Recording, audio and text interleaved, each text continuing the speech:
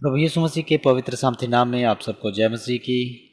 और एक बार फिर से आप सबका स्वागत है हमारे YouTube channel Jesus word of God पर। और आज मैं आप सबसे जो बात करने जा रहा हूँ वो है अमर जीवन देने वाला वृक्ष जो परमेश्वर ने अदन की वाटिका में लगाया था। वैसे तो काफ़ी पेड़ थे उस वाटिका में, लेकिन दो मुख्य पेड़ थे जो परमेश्वर के द्वारा उस वाटिका में लगाए गए। और मेरे प्रिय भाई बहनों, आज हम जानेंगे कि वो अमर जीवन देने वाला वृक्ष कहाँ पर है, उसका फल हम कैसे खा सकते हैं, कैसे हम उसको प्राप्त कर सकते हैं। और जो उस वाटिका में लगाए गए पेड़ थे और उनमें जो मुख्य दो पेड़ थे उनके बारे में हम पहले जानते हैं।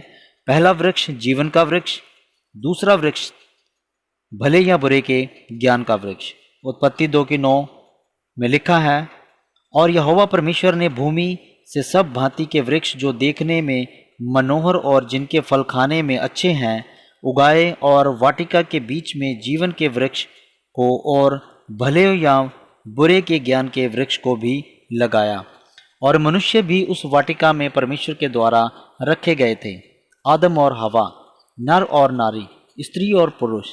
और उस नारी ने इब्लीस के कहने पर भले या बुरे के ज्ञान के वृक्ष का फल खा लिया, जैसे लिखा है उत्पत्ति 3:6 में। अतः जब स्त्री ने देखा कि उस वृक्ष का फल खाने के लिए अच्छा और देखने में मन भाव और बुद्धि देने के लिए चाहने योग्य भी है, तब उसने उसमें से तोड़कर खाया और अपने पति को भी दिया और उसने भी खाया। लेकिन परमेश्वर ने भले या बुरे के ज्ञान के वृक्ष के फल को छूने से और खाने से मना किया था। इसी कारण मनुष्य को परमेश्वर ने अदन की वाटिका से बाहर निकालने का निर्णय लिया। उत्पत्ति 3:22 में लिखा है, फिर यहोवा परमेश्वर ने कहा, मनुष्य भले बुरे का ज्ञान पाकर हम में से एक के समान हो गया है, इसलिए अब ऐसा ना हो कि वह हाथ बढ़ाकर जीवन के वृक्ष का फल भी तोड़ के खा ले और सदा जीवित रहे।